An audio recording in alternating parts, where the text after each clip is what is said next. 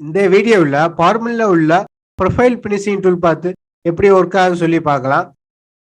அந்த டூல் பார்த்து வந்து எந்த மாதிரி இடத்துக்கு யூஸ் பண்ணிக்கலாம்னு சொல்லி எக்ஸ்பிளைன் பண்றேன்.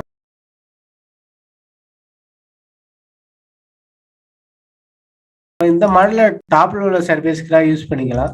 இது வந்து ஸ்வாப் ஃபினிஷிங் போட்டோம்னா டூல் பார்த்து வந்து ஒழுங்கா ஜென்ரேட் பண்ணி கொடுக்காது ஒரு சில ப்ரொஃபைலுக்கு. அந்த மாதிரி இடத்துக்கு நம்ம யூஸ் பண்ணிக்கலாம்.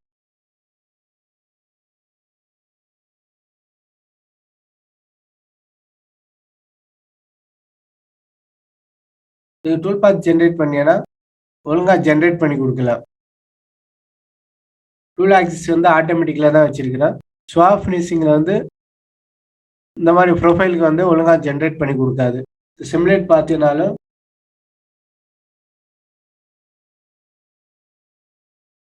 இந்த மாதிரி ப்ரொஃபைலுக்கு எப்படி ப்ரொஃபைல் ஃபினிஷிங் டூல் பார்த்தை யூஸ் பண்றதுன்னா, டூல் பாத்துல போயிட்டு ப்ரொஃபைல் ஃபினிஷிங் டூல் பார்த்து செலக்ட் பண்ணிக்காங்க.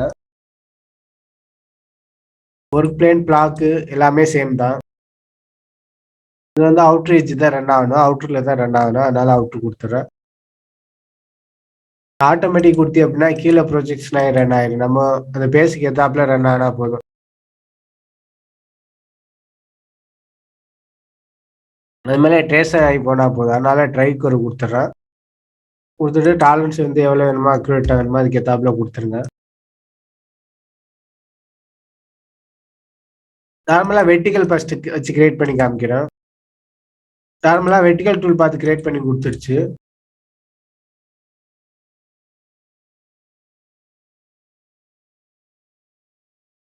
இந்த மாதிரி 3D ப்ரொஃபைலா இருந்துச்சுன்னா டீபர் பண்ணணும் வருதே இருந்துச்சு அப்படின்னா இந்த மாதிரி டூல் பார்த்தை யூஸ் பண்ணி நம்ம 3 ஆக்ஸ் வச்சு பரு வந்து ரிமூவ் பண்ணிக்கலாம்.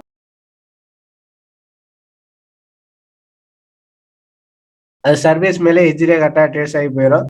பரு இருந்துச்சுன்னா அதை ரிமூவ் பண்ணி கொடுத்துரும். இந்த நார்மல் 3 ஆக்ஸ் காண்டி கிரியேட் பண்ணியிருக்கிறேன். இதே வந்து இந்த சர்ஃபேஸ் மேலே அப்படியே ட்ரேஸ் ஆகி போகணும் அப்படின்னா அது எப்படி கிரியேட் பண்றதுன்னா, நார்மலா லீடின் வச்சோம்னா ப்ரொஃபைலுக்கு ஏத்தாப்புல ஆங்கிள் ரன் ஆகி போயிடும். எனக்கு இது மாதிரி வேண்டாம், டூலே வந்து ஸ்வாப் ஃபினிஷிங் போடுறாப்புல சைடு வால்ல ரன் ஆகணும் அப்படின்னா இதை எப்படி கண்ட்ரோல் பண்றதுன்னா, இதுல 90 கொடுத்தி அப்படின்னா டூல் வந்து 90 டிகிரி டெல்டாய் ரன் ஆகும். இதை வந்து அவுட்டர்ல உள்ள தேவையில்லாதனால செலக்ட் பண்ணி டெலீட் பண்ணிடுறேன். இப்போ சிமுலேட் பார்த்தீங்கன்னா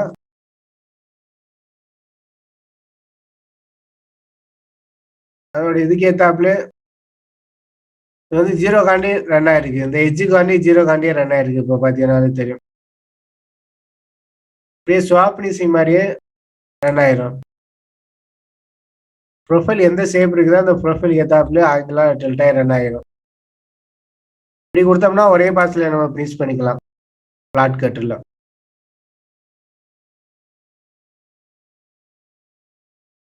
டூல் வந்து அந்த எட்ஜை தாண்டி கீழே இறங்கல. கொஞ்சம் எக்ஸ்ட்ரா வேணும் அப்படின்னா அந்த சர்ஃபேஸ் செலக்ட் பண்ணிட்டு ஆக்சுவல் ஆப்செட்ல வந்து மைனஸ் கொடுத்தீங்கன்னா மைனஸ்ல கீழே இறங்கி ரன் ஆகும். பிளஸ் கொடுத்தி அப்படின்னா மேலே பிளஸ்ல ரன் ஆகும். நமக்கு இப்போ மைனஸ் தேவைனால மைனஸ் கொடுத்துருக்குறோம்.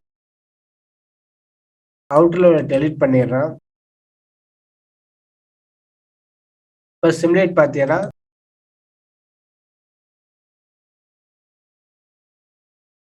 டூல் வந்து அந்த சர்ஃபேஸ்க்கு ஏத்தாப்புல ரன் ஆயிருக்கும். 5M கொடுத்தனால 5M கீழே இறங்கி ரன் ஆகுது. இது மாதிரி ரன் பண்ணோம்னா டூல் பாத் வந்து சர்ஃபேஸ் எட்ஜில் இருந்து கூட லைட்டாக கூட ஸ்டாக் இருக்காது. ப்ரொஃபைல் வந்து ஒழுங்காக ஃபார்ம் ஆயிரும். 1M 2M இறக்குனோம்னா இதுல வந்து ஸ்டாக் வச்சு கொடுக்குறோம்னா 3D சர்ஃபேஸ்ல ரேடியல் ஆப்செட்ல கொடுத்தீங்கன்னா ஸ்டாக் வச்சு ரன் ஆகும். இது சிமுலேட் பண்ணி காமிக்கிறோம். சர்ஃபேஸ் மேலே இருக்கும்.